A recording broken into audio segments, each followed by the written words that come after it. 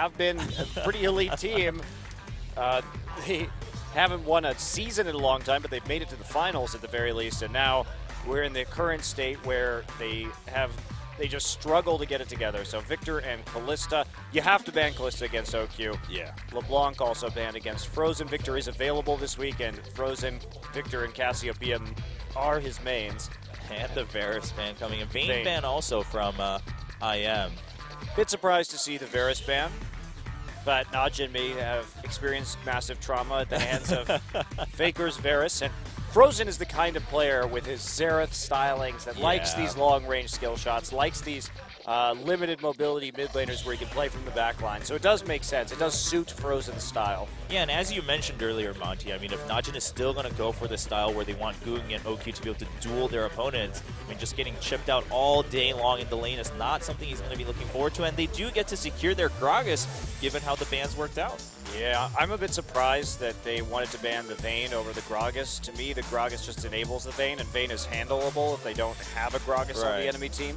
A lot easier to deal with. But they're just going to give it over. Watch has put a massive premium on that champion, and it's no surprise that Najin would go ahead and first pick that. Looking at the Sivir right now. Yeah, Sivir's still being considered pretty high priority. I mean, just because of that utility as always. And then the Azir for Frozen. Yeah, Goong hovering over this Kassadin, a very Goong-like champion. His Xerath play hasn't been spectacular, and I really don't like Xerath in the current meta. I don't think that he does enough in these team fights, but Kassadin, definitely a champion Goong should be comfortable on. Definitely a champion that can do well in the Azir matchup in terms of scaling into the late game, just trading the Azir poke with the Q, and they're going to take Hecarim early on. I think this is dangerous. Apple plays Gnar. Gnar does well in lane against Hecarim, especially post Black Cleaver. Yeah, and also, I mean, given the picks they have now, the Nautilus by far not a flex pick. It's pretty obvious where that's going to go in the bottom lane, given the Hecarim. So Najin really prioritizing kind of saving up their mid and AD carry roles. And again, I mean, they're still putting a premium on those, you know, being able to pick into a comfortable position, being able to center their other picks around that. So a little bit more just flexible standard meta picks. And then the Sejuani being picked up for the jungle for Tucson on Longzhu's side. Yeah, a little bit more of a reserved and passive pick from Ignar, who's really liked Thresh and Alistar so far. Now going with the Janna for the disengage. This is going to be one of his first professional games on a disengage support, so we'll see how he does on that. He has that flexibility to play a different style of support well. And Goong could go Zed here. I mean, early picking that Azir against a massive Zed player like Goong. Goong definitely has the Zed skills to totally take over the game. Now, the Zed on patch 5.9 was nerfed a little bit. Right. And we haven't seen him played since then. Could go for the Cassiopeia, but Goong's Cassiopeia was not spectacular when we've seen it in the past. Oh, Q. Well, hey, speaking of scaling, we got Cassiopeia and Tristana here for Najin. And, you know, the Zed, I think someone, you know, like whether it's Faker or Goong, they could still bring out the Zed on this patch. But again, it really does take away the fact that you can't just play as risky, and that's kind of the advantage of playing Assassins, is that you get to take those big risks. So Najin falling back on generally what's more consistent pick against Azir. OQ does this. Sometimes he'll just randomly play Tristana. He does this from time to time in games. He did it last season. It was not effective at all. It's like space on his vein, man. Sometimes they're just like, but I like this champion. It was the first champion I bought a skin for, coach. You know, I think I really want to play this champion now and then. Favorite skin in the game. I don't know. I'm just not generally a fan of Tristana these days. I think you don't have that same power spike that you had previously. You can fast push turrets relatively well with it at this point in time, but if you're going to play that, just play Jinx.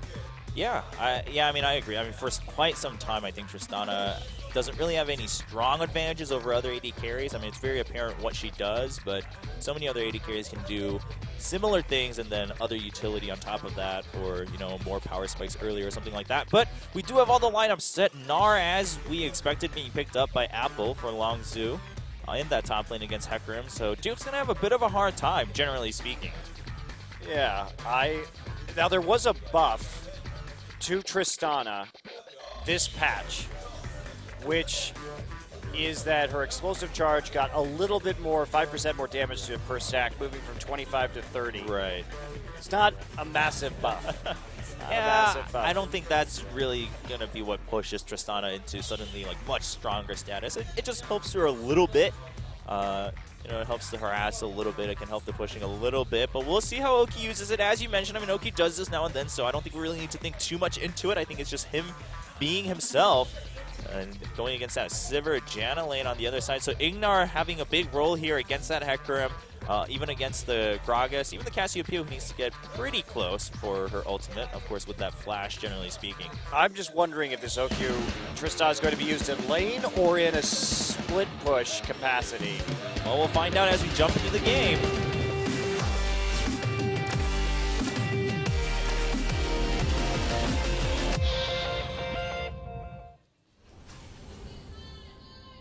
So many players on Najin e-mFire, and yet we've only seen 5 of them this season. 9 players, only 5 get to play, apparently. We'll see if Goong's Cassiopeia has improved. He's been a player that struggles to pick up new champions in the past, and he really looked pretty shaky on Cassiopeia when he tried to play it earlier in this season. And OQ's Tristana. Will it be a lane swap where you just use that explosive charge to shove down turrets? It's going to be the question. In general, no Tristanas have been doing well recently. Oh, well, we'll see. Maybe Oki wants to just change that. Maybe he's got a little bit of imp in him to want to change the meta Piglet too, you know? These AD carries have those moments where they're like, I'm going to suddenly bring out Corki or Vayne. Let me tell you, Chobra, it's a bad idea to let AD carries start thinking. They're not there for the thinking. It's where we go for the junglers and the supports. They're there for the being able to click really fast. Just have them focus on that. That's true. Yeah, I mean, even with Piglet and Imp, I can't think of many games where they wanted to change the meta and they succeeded. They generally failed those times, and then they reverted to other picks. Both mid laners also taking that cleanse because of all that CC on each side, really. I mean, both sides having a lot of hard crowd control to come gank. The supports, of course, pure that Nautilus can roam quite a bit, especially with this lane swap. So Frozen's going to have to watch out. My favorite thing about Korean Tristana is that she still says, is there a rocket in your pocket? But it makes no sense in the context of the Korean language. Yeah. That's true. One of the few times that game translations were just directed with no other culture. Definitely should not. Because it doesn't even rhyme or anything either. It just makes no sense. And at least with rum, they say rumju. That's my favorite one. He just says yo ho ho rumju, which means rum alcohol. Yeah. Well, that's interesting. Some fun things about the Korean League of Legends client. So we'll be the lane swap, but freezing occurring for this Tristana. We'll see how long he wants to hold that or if he wants to break it. Meanwhile, just going up into the jungle, and looks like Najin going to be trying to go red to red right here. They are there. Tucson and Apple both coming, but it is going to be a 3v2. Now, can Tucson maybe go for the steal? Do you see the Baron? Nope. Even with the barrel there, they didn't have their own vision, so can't even try for a smite. And Longzhu will just have to settle for less after that little invade coming in from Najin. Yep, and they're just going to keep sticking around that jungle right there, making sure that there's nothing that can be going on, denying, wow, that hurts a lot, Apple's ability to get into lane while taking his CS before backing off. We'll see how much they want to commit. Hecarim teleports to the bottom side. Duke will be there. Duke with an Ignite this game, actually, instead of Smite. Yeah, I mean, for Tucson and Apple, even for Sejuani, that early farm is going to be pretty important on what you can do, especially when you get to that level 6. And like you mentioned, Apple, a little bit at a disadvantage, but now that Longzhu is just sticking the other two up there with him, he's caught up somewhat, and we'll see where they go forward from here. Do they try to fight for the blue to even out in the farm? Yeah, it looks like they're just going to walk in right there. They broke the freeze in the top side. Now Apple not going to stick around in lane alongside Ignar. They want to take a buff instead. Of course, blue buff not going to be the end of it. end of the game rather for Watch. He's just going to back off, go ahead and do the Wolves. And interesting pathing here from both sides early on in this game. A lot more contest over camps than we typically see. And good reactions really from both sides. So nobody getting too far behind right there. Everything answered really in turn. The only difference is, what, OQ's win rate? Yeah, on Tristana? 50%? It just speaks so much about why he picks it. It's good, guys, I swear. I'm actually going to look up what his specific stats are on that champion, not just 50%. Well, we'll see. I mean, I'm sure. Like, I mean, his KDA was good, and OQ's a good player. He has good mechanics. It's just he still hasn't really found that consistency and that patience to be a completely top-tier professional player. But he's a young guy. He looked a lot better against the Ku Tigers, yes, though, to his credit. That was absolutely a more solid performance. Tristana is his most played champion of all time, actually. He's 9-6 on it professionally overall. All right. And just continue the push up here. Apple and Tucson now both going to stick around. Tucson just wants to make sure that Apple doesn't get in any emergency trouble. And Apple can safely farm up. And he'll at least get all the experience. Won't be able to get all the last hits as much as he wishes. So when you're talking about those 50% statistics, that's probably his record in champions, whereas the stat I cited includes NLB more than likely.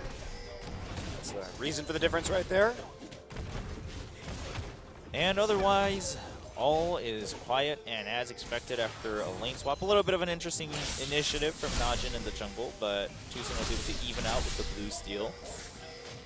And right now they do spot Watch. Putting a ward there with the pink, so no ganks happening, no cleanse, nor flash being blown from Frozen. And I mean, what an advantage by Azir to be able to clear wards all the way on the other side of that brush. One of the best champions of the game for clearing wards from range. Yeah. Definitely one of the best reasons to pick him too. I mean, because he has all the other stability factors, and then on top of that, you can control vision very well. Pure is still roaming about, and as you might expect, I mean, he's so good with that knowledge on ganks and whatnot if you go ahead with Gragas, especially in the mid lane.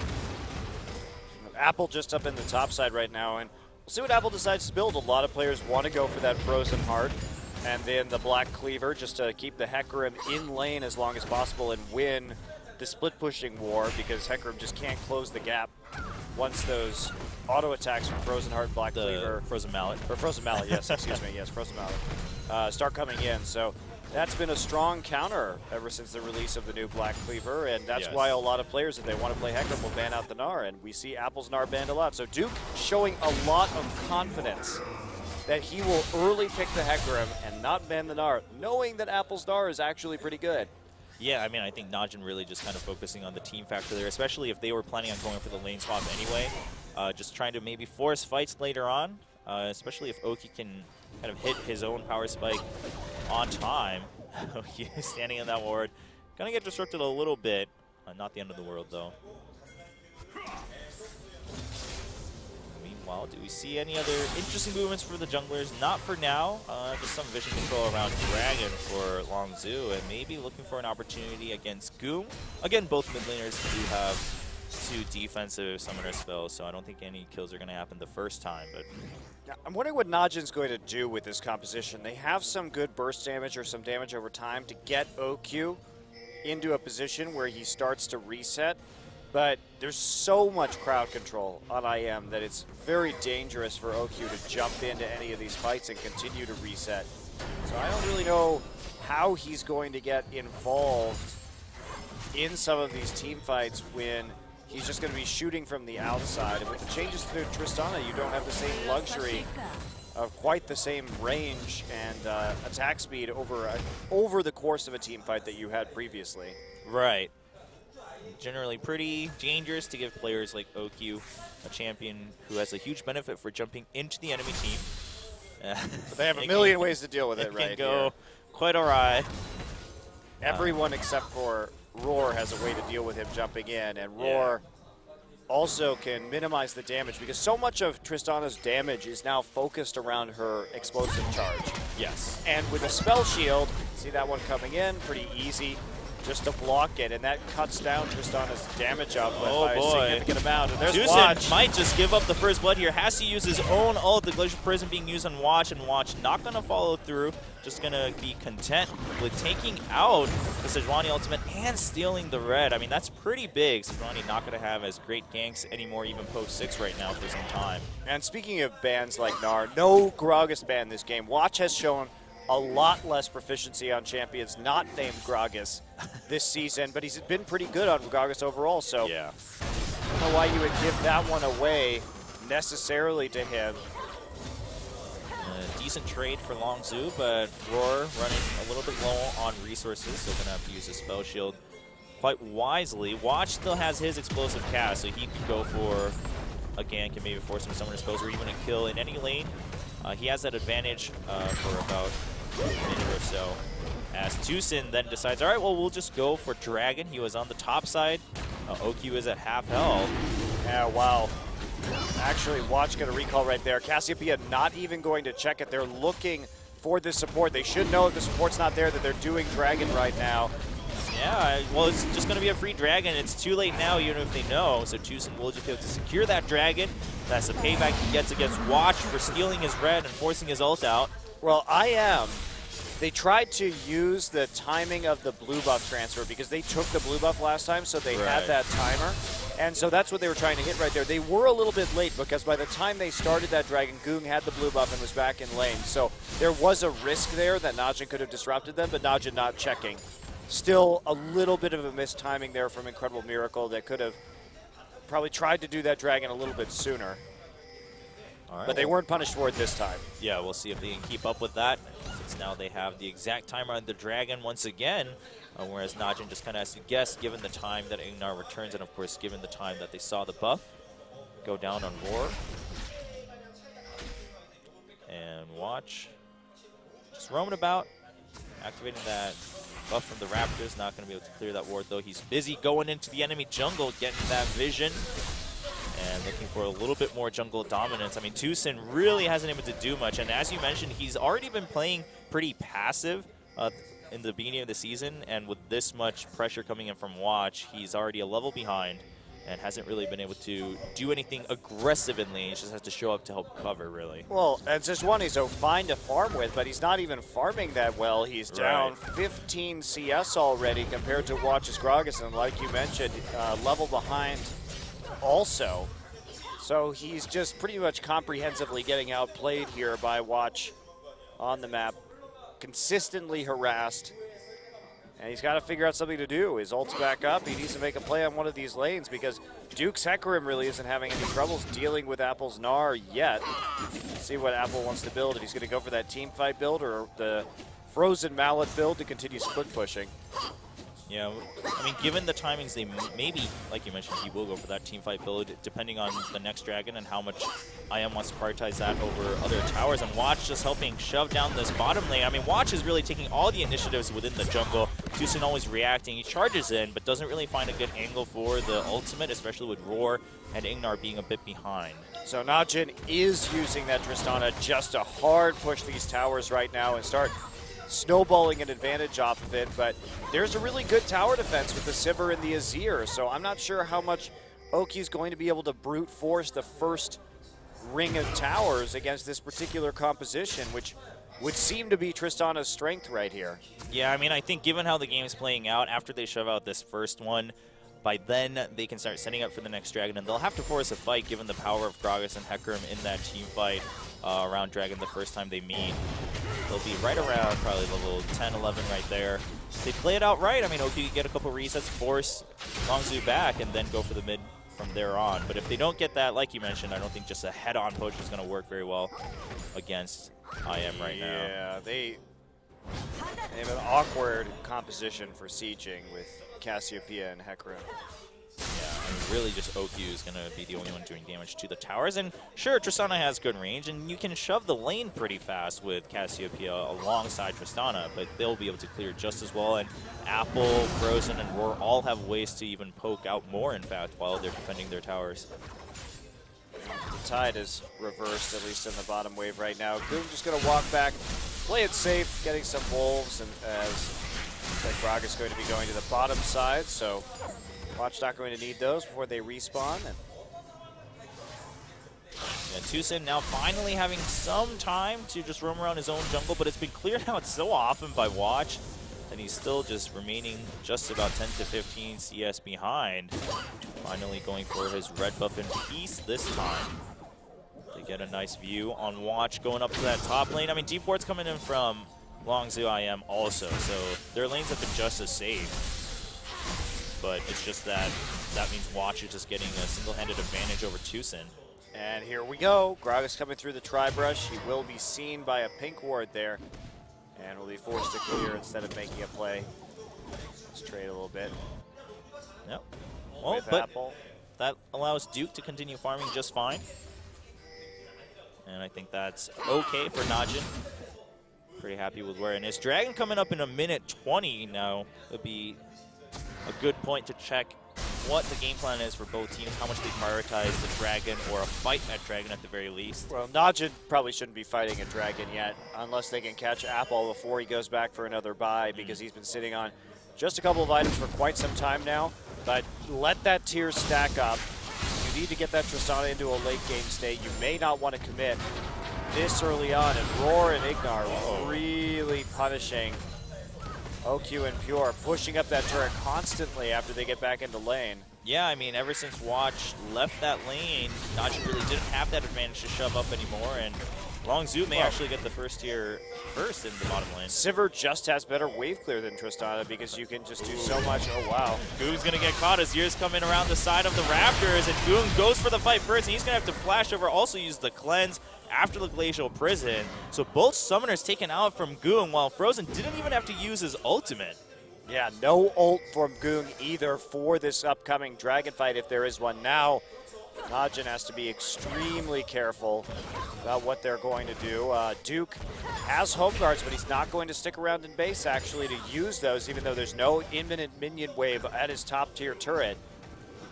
So he's not going to be trying for that home guard flank coming out of top lane. Yeah, not just yet. So much vision around the Dragon Pit, of course, earlier there with the Raptors too, from TUSIN and Frozen, but some of it will get cleared out. They still got the Scuttle Crab though for Longzhu IM, so Najin just gonna get their own vision there and settle for that. As you mentioned, Najin not too concerned about forcing something there yet. Watch just going on a casual wander through the river. Oh, 26 HP on the bottom turret. This could work out very well for IM if they can just shove through to the tier 2 right before they try this Dragon. Goong's ultimate's gonna be back up soon, but Watch takes a whole heap of damage. Yeah, Apple just went into fatigue after being transformed to Mega Gnar, so they won't have that option immediately, but given that Watch got shoved out a little bit, down to half health, they have another small window. Roar wants to go home and get an item though, so it looks like they really want to set up a distinct advantage. And he's going to actually complete the recall, so will this prompt Najin to go? It will indeed. Scrying Orb used there by OQ. Yeah. And now that they know they'll have that 5v4, they just take it. Well, I mean, I think that was a bit of a just. I don't know why you needed to go back for Berserker Greaves. I mean, I would assume if you weren't seeing Roar wanting a distinct advantage if they were to force a fight, assuming that OQ was going to clear, but you got seen, so I think their team really should have communicated that you stay. Yeah, you stop the recall at that point. You continue to contest the objective because you have the advantage. You're sitting there still trying to stack a tier if you're Goong, and Roar could have just kept on pushing this turret to get the gold and then had more control over Dragon. Really bad decision from Incredible Miracle. Yeah, so they eventually even out Pure, trying to check for wards. They're both going to get vision within the jungle of Najin. And so Longzhu still being able to push out after taking that tier 1 and bottom. TUSIN is going to run out, doesn't want to get caught unawares. Roar getting some good damage in.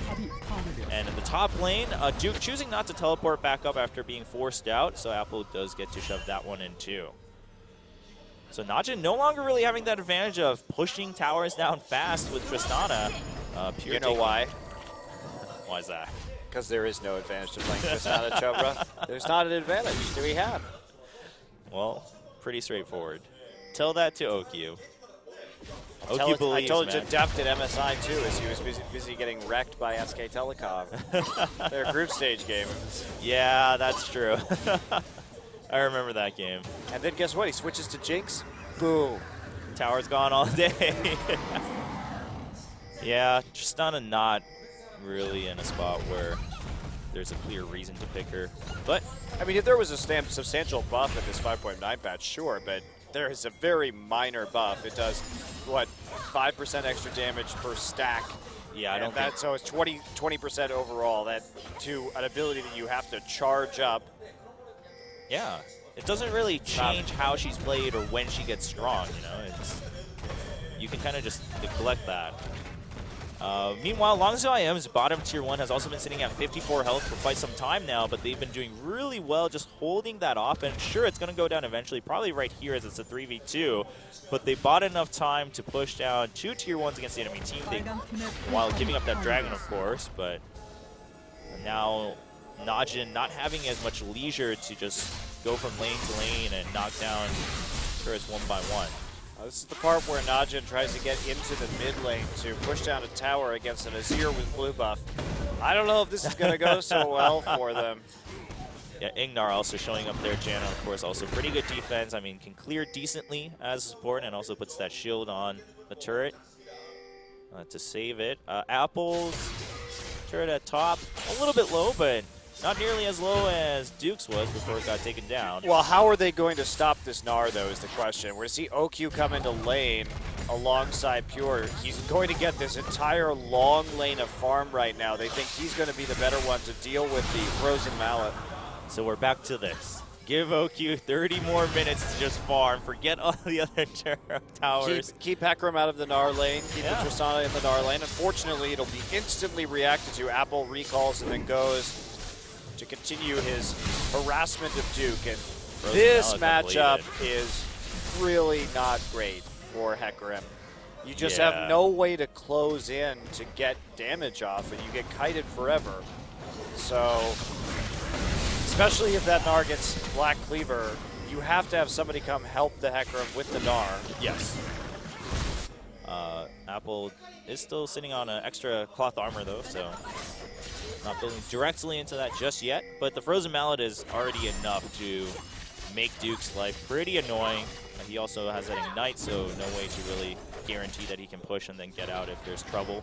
Yeah, he can't clear out any cannon minions at a tower either with a smite or anything like that. Oh, Watch gets caught all alone. He has to flash over the wall, but nice Glacial Prism buys Longzhu IM sometime. There is the Howling Gale, and First Blood goes over to Frozen with the Emperor's Divide. Roar gets a second kill, and he wants to chase through. OQ is going to back out just fine.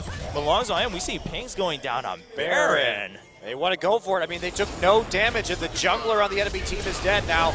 They have to be careful about this. There is a Cassiopeia and a Hecarim. All the damage is still alive. This is a lot of damage coming in from Najin. Baron is going down fairly quickly for 22 minutes, and there is a Cassiopeia. Apple gets locked up. Tucson gets feared by Duke, and they are going to chase out the Sejuani out, and OQ steals the Baron at 22. He gets the resets. He gets a double kill afterwards. Wow. Well, that buff, man. That buff.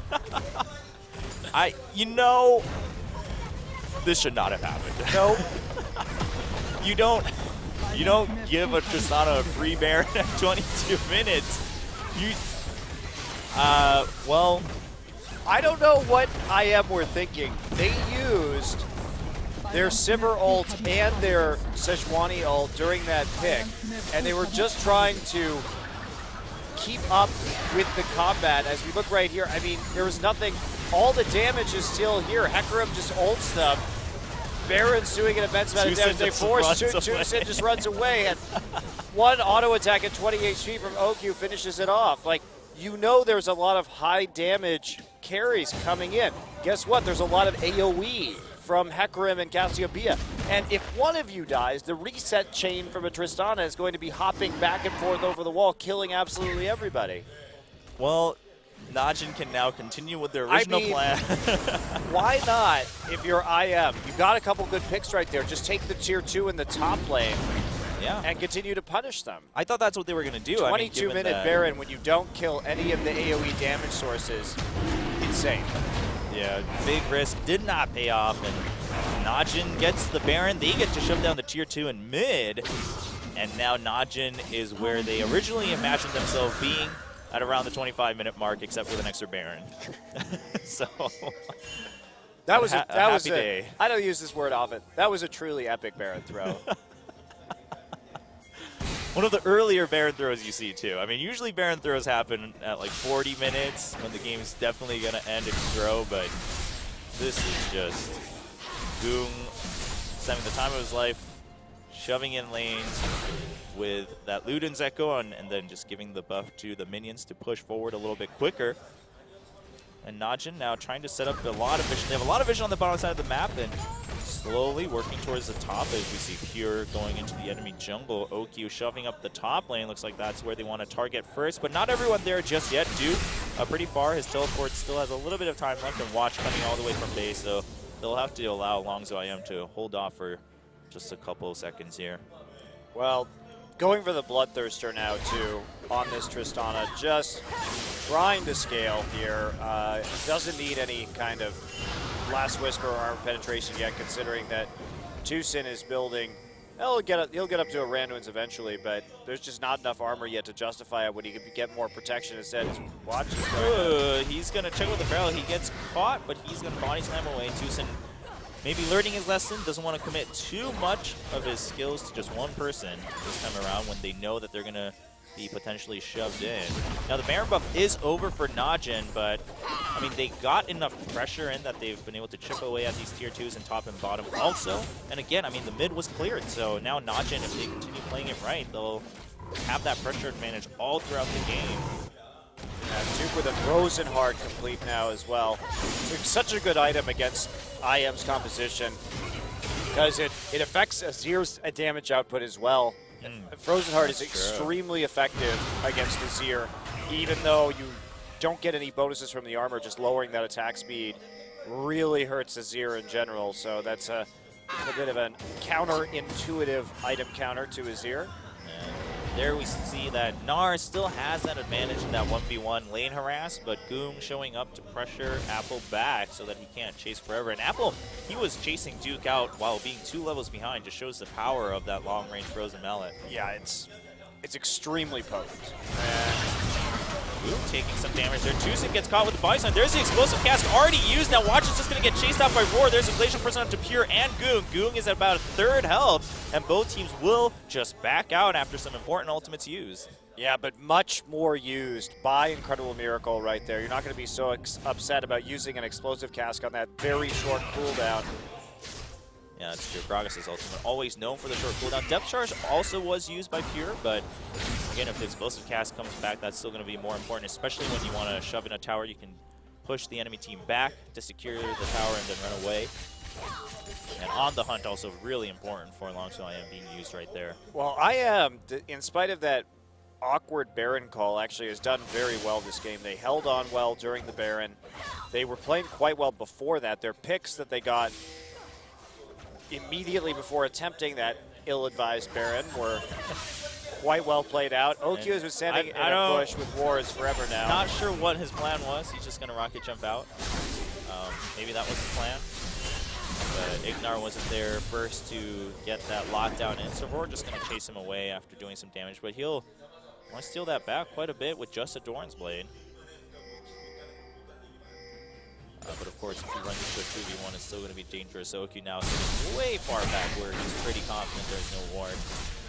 Just waiting for the lane to come in. He's still on that farming spree, trying to make sure that he can hard carry no matter what happens. It's not actually that far ahead of Roar, though, in the end. Took a lot of that CS in the side lanes. But Duke managed to get, keep it at least par with Apple as well. Yeah, I mean, the CS has been pretty much all evened out. Tucson also not falling much more behind since the first disadvantage. And OQ is having a good time in base. Waiting for the Bloodthirster. Would you dance for a Bloodthirster, Chobra? What would you do for a Bloodthirster? I would not do that Baron earlier for a Bloodthirster. I would not do that. There are limits. There are limits, Shelbra. Things I would not do for a Bloodthirster. Well, Najin, I mean, with the advantage they got with that Baron, they're still able to, again, just keep up the pressure, but Longzhu isn't losing much more after that, and they're trying to set up some picks here, waiting for Najin, because they know Najin wants to get deeper vision before taking the other tier 2s. Now, Baron is up in 15 seconds, so Najin not too eager to go deep just yet. They just need enough vision right around the red buff here to make sure that they can find a window if they want to go for that second Baron, or at least to see if IM will go for another ill-advised Baron. Tucson, Arctic Assault forward, but there's a nice ultimate over the wall by Goom, freezing 2 people. Ignar goes down immediately. What a nice hit. Yeah, you right have to be edge. You have to be so careful in that corridor. If you don't have vision in the river, you can't be making plays like that where you walk there if you don't have a pink ward on the high ground, because that kind of ambush is so easy to make happen. Now, Pure just going to clear out the wards, and Duke was still in top lane. They're just going to go ahead and start this off. Okyu has that Bloodthirster, and he'll be able to do some decent damage. Some charge. Frozen doing a lot of poke damage, but Goong is still at full health. There's the Cassiopeia. That should be able to burn it through. Now, does Tucson go for the steal? He's going to go in, but he can't get it. Okyu gets the Baron once again. And they'll just be happy with a kill against Watch. They will flash back out over the wall. But the Baron goes to Najin again. Okyu, the hero that Najin needed. Watch didn't even smite right there. I don't know why Okyu. The 5.9 buff, it's too strong. I don't know why Okyu keeps getting all of these Barons. Yeah, it's a little, it says a lot about Watch. But Okyu just... Watch wasn't alive for the last Baron, to be fair to Watch. Very true, and oh my gosh, he gets the Dragon too! What the hell? He didn't even have his either. It was just one hit with the static shiv, and just the pure stats from his items. And this, ladies and gentlemen, is why we keep seeing Okyu's Tristana, because he has these games. He's just magic today, I guess. Take every single objective with Tristana. Well, now just to make this a standard Najin game, we need to have Okyu throw a little bit in approximately 8 or 9 minutes. It's now time for him to turret dive by himself. Yes. Then like, I'm so strong. We have completed the saga of Okyu as a player. Flashes of brilliance, flashes of luck, flashes of death. What a... It was just an auto. There's not much more. Well, it's got to be a pretty big hit to Longzhu's morale here, getting that Dragon stolen too by just one auto from a Tristana. I mean, sure, Tristana had good items, but it's not how you imagine things getting stolen. Still no Last Whisper, and now this is getting to a point where you actually need one. A couple of Randuins already completed. And pick up that item soon, and if you want to break through the rather terrifying tank line that IM has. Now, of course, not going to be too terrifying with the current gold lead that Najin is enjoying here, 9,000. And they're trying to split push, trying to use that Baron buff just to keep the pressure on, having that Hecarim in the top side. Hecarim a little bit more sustained right now with that Spirit Visage in his W.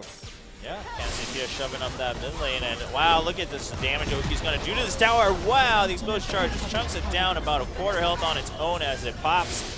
And that tower is now gone. Inhibitor open in the bottom lane, so Boom comes up to join. Has his Petrifying Gaze available. I keep saying glaze whenever I ask you. Petrifying glaze. Well, that doesn't sound like a very appetizing donut. It's been happening ever since. Is that when you go to Dunkin' Donuts here in Korea? You're like, I would like a petrifying glaze, please? Just a note, the Dunkin' Donuts in Korea not as impressive as the Dunkin' Donuts in America. Just a note, Dunkin' Donuts in America not impressive. Very true. Well, Duke has been keeping the pressure up in that top lane. It's very close to that inhibitor. It's gonna sit there until Najin is able to do something here in the mid lane, and if they don't, there'll be time for another Baron and another Dragon. So Najin having all the advantages. Uh-oh, Okyu's starting to get really happy and really confident. It's danger zone. And Tucson getting caught a little bit. Wow, there's the Petrifying Gaze onto Ignar once again. He gets deleted. Apple, Mega Gnar charged up, but not an opportunity as the tower goes down. Oki just got rid of that tower while they were busy watching Ignar disappear from the map. And Oki just going to beat down the inhibitor also. He's going to back off a little bit though. Frozen's still pretty scary as Watch goes down to half health. Make sure Apple is out of the Mega Gnar form while they continue to push. Well, he's just away from there. Frozen gets caught. There's the Empress to fight depth charge, and Frozen goes down to Goong. Okyu taking a lot of hits, but oh, he pushes back forward. Thought he could get the kill. Doesn't get the last hit. There is a Zir turret right there, but the dive not going to matter. There's a reset from Okyu. Can he get the last hits? No, Goong diving in, and the explosive charge will get the kill for Okyu. Okyu, what a hero for Najin. Well, yeah, you can see how fast this Tristana can take down the towers, needing just half a wave, but he's also just getting all his autos off. He's not being zoned off the turret whatsoever by this Azir, so. Yeah. I mean, he's getting 5 hits per every time he just gets close to these turrets. That's all it takes, especially with that E onto them to pop after 4 hits, and that's a 3 inhib, all down for Longzhu IM. And there goes Tristana. Bye. Oh man, what a day for OQ. Isn't it always what a day for OQ? That's true. It may not always be such a good day, but it's always an adventurous day for OQ when he plays here in Champions. Now Baron and Dragon both up at similar times. Dragon's going to be about 30 seconds earlier, and that doesn't really mean too much for Longzhu IM. I mean, they're pretty much stuck in their own jungle. Well, they actually, Najin can win whatever they want. With this Tristana and the front line that they've got to protect her while she uses that explosive charge on turrets. Duke's like, they've got me too. 6 minion waves, or 6 super minions every wave going into the base. And he's just waiting for Okyu to come up. There's the Arctic Assault. Now Okyu jumps forward. He gets a lot of damage down to Frozen. He flashes forward. He just needs one more hit, and he's going to get the pop. Frozen goes down, and that should be game. I mean, the one champion that can really pressure Okyu away out of range from the Nexus turrets. And, yeah, Okyu's just completely safe behind that front line. Ignar gets dragged in. There's the depth charge and a nice Glacial Prison. But the kill still goes through. There's a reset. Okyu, he's hungry for more. He gets the kill onto Roar, actually. Goom taking that one. Wants another one onto Apple, and oh, the crit's not going to be coming in time for him to pick up the kill in Fountain. But that will be a game for Najin in this best of 3. Well, first time we've seen that new Tristana here in Korea, and now Okyu coming out with the win. He played it well. Yeah, played it well. Well, I mean, you know, it really flipped when that first Baron happened. It certainly did, Chova. It certainly did. I am looking pretty in control of that game. The game would have been so different. Even if Najin had won, it would have been so different. Would have been. If that first Baron just didn't happen at all. They handed a massive gold lead to Najin, got Okyu quite fed on that Tristana, and then somehow he kept on getting objectives with auto attacks.